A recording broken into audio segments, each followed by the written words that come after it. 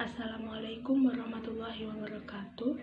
Di sini kami dari kelompok 11 akan mempresentasikan bagaimana hubungan antara ilmu teknologi, kebudayaan, dan peradaban. Di sini saya Siti Munawarratun Natifah akan menjelaskan bagaimana pengertian ilmu dan teknologi serta hubungan antara keduanya dan juga tujuannya. Pengertian ilmu. Secara bahasa, ilmu berasal dari kata scientia yang berarti pengetahuan. Secara istilah, ilmu adalah sebuah pengetahuan yang telah menjadi milik umum dan cara memperolehnya itu melalui berbagai metode keilmuan. Ciri-ciri dari ilmu itu ada 5. Yang pertama adalah empiris, yakni berdasarkan pengamatan. Yang kedua, sistematis, yang berarti tersusun secara logis.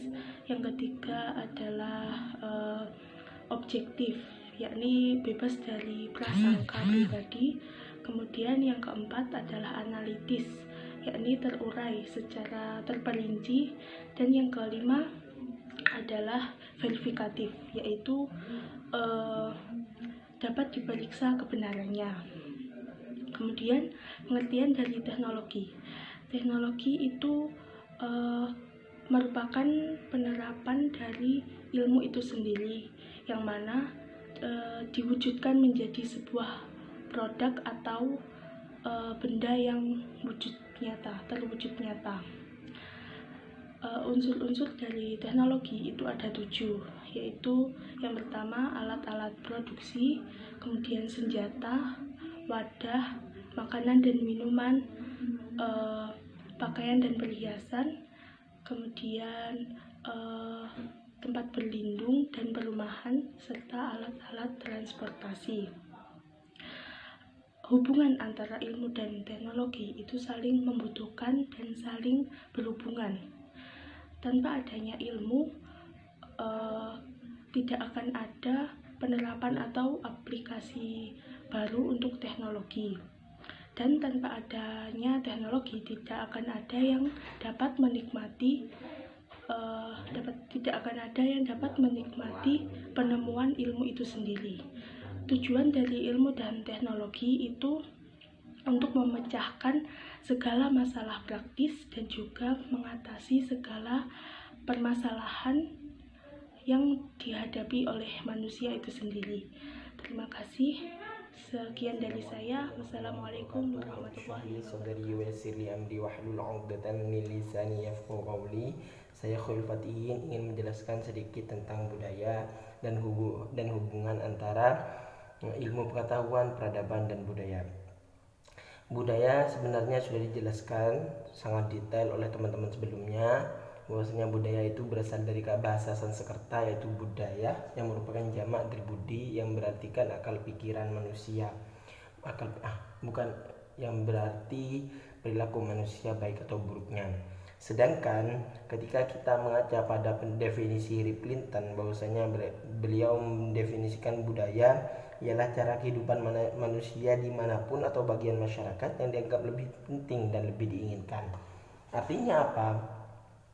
Ialah segala sesuatu yang berada di masyarakat, yang tercipta dari masyarakat, dan yang dimanfaatkan sendiri oleh masyarakat, yang lebih diinginkan dalam artian cita-cita masyarakat sendiri, dan lebih tinggi, maksudnya dia itu eksistensinya tetap dijaga oleh masyarakat. Itu yang disebut budaya. Namun menurut Deddy Mulyana dalam bukunya, bahwasanya budaya itu ada beberapa sifat. Yang pertama, sifat budaya itu menyeluruh. Budaya ini tidak Deddy Mulyana mengindikasikan bahwasanya budaya itu sifatnya menyeluruh, tidak terbatas oleh apapun. Artinya segala sesuatu yang berada di masyarakat, yang diinginkan, yang menjadi cita-cita masyarakat, dan yang menjadi sesuatu yang dijaga oleh masyarakat, itu disebut budaya.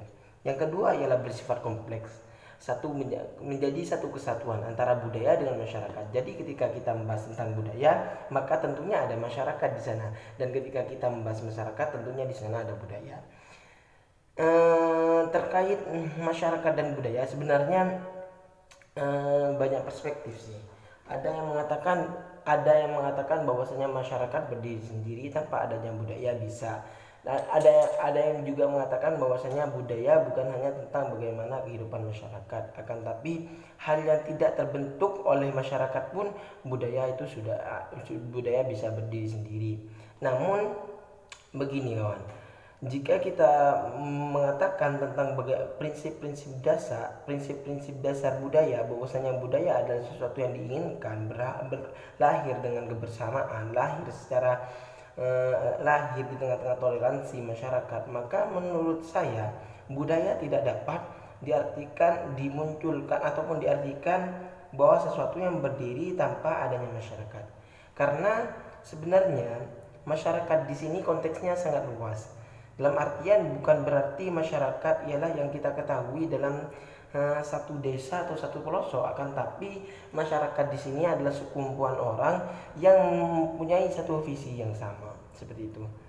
Lalu bagaimana ketika kita ketika kita mendefinisikan antara organisasi dengan masyarakat? Nah, sebenarnya masyarakat itu adalah organisasi, akan tetapi masyarakat berada dalam lingkup yang lebih umum daripada organisasi, seperti itu. Jadi sudah sangat jelas bahwasanya antara masyarakat, budaya dan juga organisasi juga sudah menemui titik terang. Yang kedua ialah bersifat abstrak dan ide atau pemikiran. Sebenarnya antara bersifat abstrak atau bersifat realistis itu sebenarnya tergantung pendapat. Dedi Mulyana menurut saya lebih saya setujui bahwasanya budaya itu bersifat abstrak. Mengapa demikian? Sekalipun Konco Raningrat kemarin mengatakan bahwasanya budaya itu adalah benda-benda ataupun berupa hal yang berupa bentuk, namun ketika kita telaah kembali bahwasanya budaya tersebut berupa konsep, berupa prinsip, berupa disiplin, yang akhirnya menyerupai sebuah bentuk. Gampangnya gini, ketika kita mengetahui bahwasanya dalam suatu desa terdapat semacam adat istiadat kayak kontestari ataupun apa ya, atau semacam setiap tahunnya ada konser yang berasal dari masyarakat tersebut, konser tari masyarakat tersebut lah, ataupun sesuatu yang lebih dilahirkan oleh mereka, kayak semisal ada tahlil menggunakan kemenyan lah.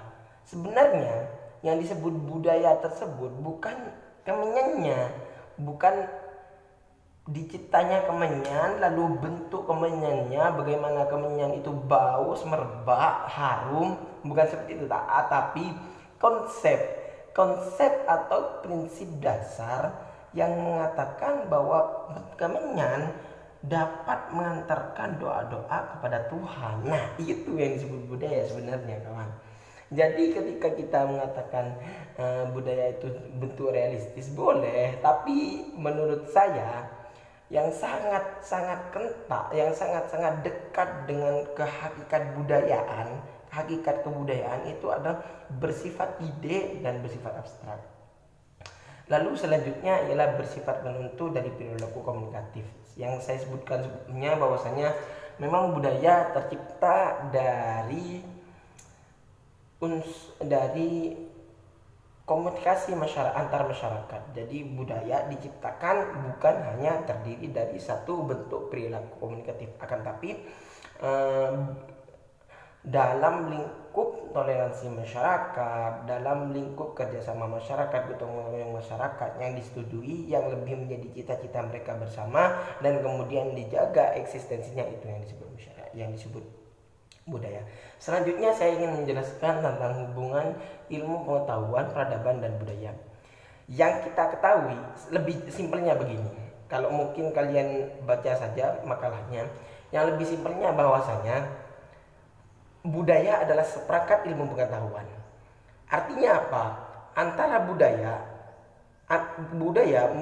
berisi unsur-unsur pengetahuan.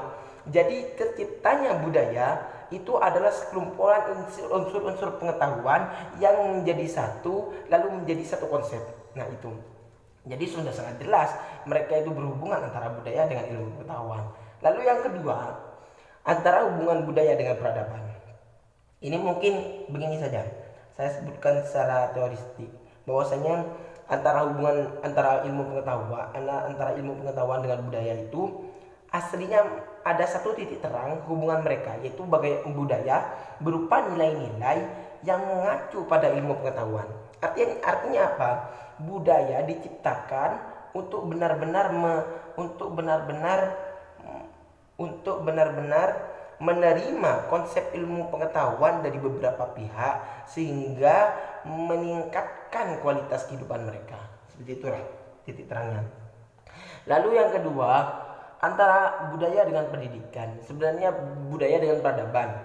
Sebenarnya dewasa ini kita mengetahui bahwasanya peradaban sering diartikan budaya. Memang secara lafziah tidak, tapi secara konsepnya diartikan secara budaya.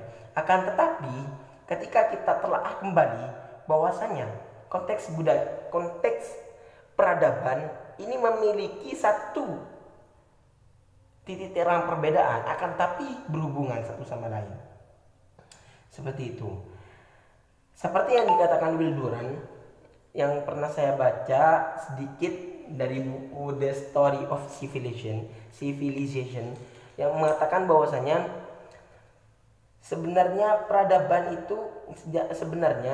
sejarah itu pasti ada pada pasti melibatkan peradaban. Artinya apa?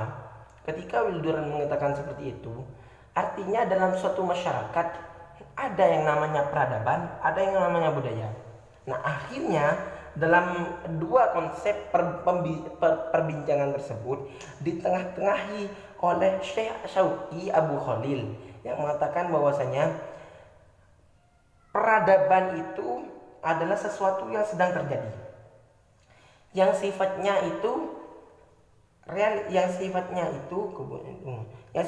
menyeluruh dan realistik. Jadi bentuk yang berbentuk itu disebut peradaban. Akan tetapi hal yang menyeluruh dan abstrak itu disebut kebudayaan.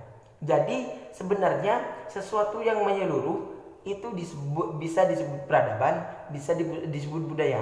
Akan tapi sifat keduanya berbeda. Kalau kebudayaan itu sifatnya abstrak, kalau peradaban itu sifatnya menjadi bentuk atau realita. Kembali lagi kepada definisi Koncaraningrat yang mengatakan bahwasanya budaya itu benda-benda. Mungkin di situ Koncaraningrat mengambil satu sudut pandang bahwa budaya dari segi peradaban, seperti itu. Mungkin sampai sini saja. Jika ada kurangnya bisa ditanyakan ataupun bisa ditambahi, atau teman-teman yang mungkin mengetahui sedikit tentang hal ini bisa didiskusikan bersama sehingga mencapai satu tujuan bersama. Demikian dari saya, wallahu a'lam bishawab. Wassalamualaikum warahmatullahi wabarakatuh. Jadikan bahwa sesuatu yang berdiri tanpa adanya masyarakat. Karena sebenarnya masyarakat di sini konteksnya sangat luas. Dalam artian bukan berarti masyarakat ialah yang kita ketahui dalam satu desa atau satu pelosok, akan tapi masyarakat di sini adalah sekumpulan orang yang mempunyai satu visi yang sama, seperti itu. Lalu bagaimana ketika kita mendefinisikan antara organisasi dengan masyarakat? Nah, sebenarnya masyarakat itu adalah organisasi, akan tetapi masyarakat berada dalam lingkup yang lebih umum daripada organisasi, seperti itu. Jadi sudah sangat jelas bahwasanya antara masyarakat, budaya dan juga organisasi juga sudah menemui titik terang. Yang kedua ialah bersifat abstrak dan ide atau pemikiran. Sebenarnya antara bersifat abstrak atau bersifat realistis itu sebenarnya tergantung pendapat. Deddy Mulyana menurut saya lebih saya setujui bahwasanya budaya itu bersifat abstrak. Mengapa demikian? Sekalipun Koncara Ningrat kemarin mengatakan bahwasanya budaya itu adalah benda-benda ataupun berupa hal yang berupa bentuk, namun ketika kita telaah kembali bahwasanya budaya tersebut berupa konsep, berupa prinsip, berupa disiplin, yang akhirnya menyerupai sebuah bentuk. Gampangnya gini, ketika kita mengetahui bahwasanya dalam suatu desa terdapat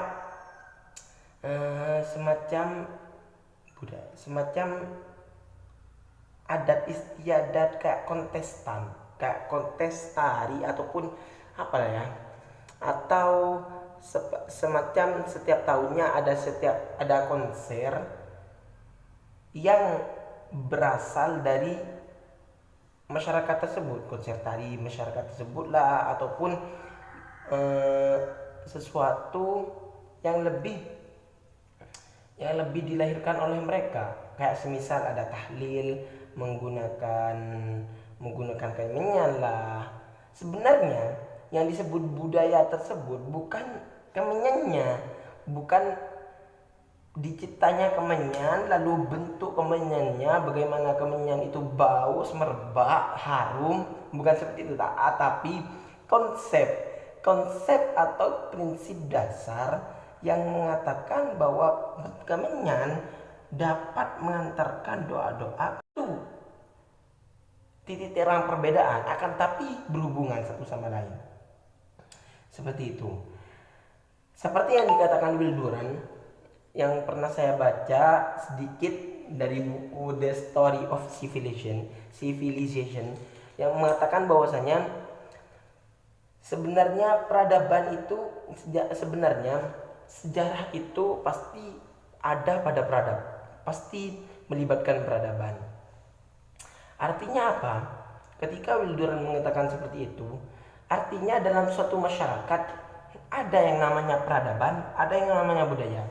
Nah, akhirnya dalam dua konsep perbincangan tersebut ditengah-tengahi oleh Syekh Syauqi Abu Khalil yang mengatakan bahwasanya peradaban itu adalah sesuatu yang sedang terjadi, yang sifatnya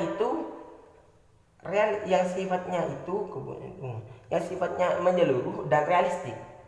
Jadi bentuk yang berbentuk itu disebut peradaban. Akan tetapi hal yang menyeluruh dan abstrak itu disebut kebudayaan. Jadi sebenarnya sesuatu yang menyeluruh itu bisa disebut peradaban, bisa disebut budaya. Akan tapi sifat keduanya berbeda. Kalau kebudayaan itu sifatnya abstrak, kalau peradaban itu sifatnya menjadi bentuk atau realita. Kembali lagi kepada definisi Koncara Ningrat yang mengatakan bahwasanya budaya itu benda-benda. Mungkin di situ Koncara Ningrat mengambil satu sudut pandang bahwa budaya dari segi peradaban, seperti itu. Mungkin sampai sini saja. Jika ada kurangnya bisa ditanyakan ataupun bisa ditambahi, atau teman-teman yang mungkin mengetahui sedikit tentang hal ini bisa didiskusikan bersama sehingga mencapai satu tujuan bersama. Demikian dari saya, wallahu a'lam bishawab. Mohon muwaffiq ila aqwamit thoriq. Wassalamualaikum warahmatullahi wabarakatuh. Nah, itu yang disebut budaya sebenarnya, kawan. Jadi ketika kita mengatakan budaya itu bentuk realistis, boleh, tapi menurut saya yang sangat kental, yang sangat dekat dengan kehakikat kebudayaan itu adalah bersifat ide dan bersifat abstrak. Lalu selanjutnya ialah bersifat penentu dari perilaku komunikatif. Yang saya sebutkan sebelumnya bahwasanya memang budaya tercipta dari komunikasi antar masyarakat. Jadi budaya diciptakan bukan hanya terdiri dari satu bentuk perilaku komunikatif, akan tapi dalam lingkup toleransi masyarakat, dalam lingkup kerjasama masyarakat, gotong royong masyarakat yang disetujui, yang lebih menjadi cita-cita mereka bersama dan kemudian dijaga eksistensinya, itu yang disebut budaya. Selanjutnya saya ingin menjelaskan tentang hubungan ilmu pengetahuan, peradaban, dan budaya. Yang kita ketahui, lebih simpelnya begini. Kalau mungkin kalian baca saja makalahnya, yang lebih simpelnya bahwasanya budaya adalah seperangkat ilmu pengetahuan. Artinya apa?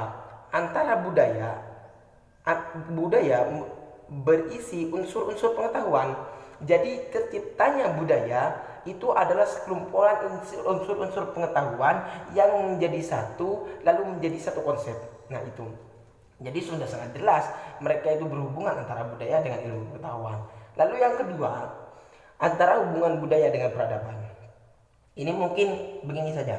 Saya sebutkan secara teoristik bahwasanya antara ilmu pengetahuan dengan budaya itu aslinya ada satu titik terang hubungan mereka, yaitu bagaimana budaya berupa nilai-nilai yang mengacu pada ilmu pengetahuan. Artinya apa? Budaya diciptakan untuk benar-benar menerima konsep ilmu pengetahuan dari beberapa pihak sehingga meningkatkan kualitas kehidupan mereka. Seperti itulah titik terangnya. Lalu yang kedua, antara budaya dengan pendidikan. Sebenarnya budaya dengan peradaban. Sebenarnya dewasa ini kita mengetahui bahwasanya peradaban sering diartikan budaya. Memang secara lafziah tidak, tapi secara konsepnya diartikan secara budaya. Akan tetapi ketika kita telah kembali bahwasanya konteks budaya, saya akan melanjutkan tentang presentasi filsafat tentang pengertian peradaban, bagian pengertian peradaban dan hubungannya kepada ilmu ilmu teknologi dan kebudayaan. Yang pertama, pengertian peradaban. Definisi peradaban sendiri menurut pendapat ahli sebagaimana yang pertama, Yusuf Qaradawi mengatakan bahwa peradaban adalah sekumpulan dari bentuk kemajuan, baik berupa kemajuan yang bendawi, ilmu pengetahuan, seni, sastra maupun sosial yang terdapat pada suatu masyarakat atau pada masyarakat yang serupa. Menurut Syed Naku Al-Atos yang dikutip oleh Amir Ar-Rahman mengungkapkan bahwa peradaban itu ialah keadaan kehidupan insan bermasyarakat yang telah mencapai taraf tata susila dan kebudayaan yang luhur bagi seluruh masyarakat. Peradaban dalam bahasa Indonesia sendiri berkonotasi dengan pengertian adab, kesopanan atau kesantunan serta kehalusan. Selanjutnya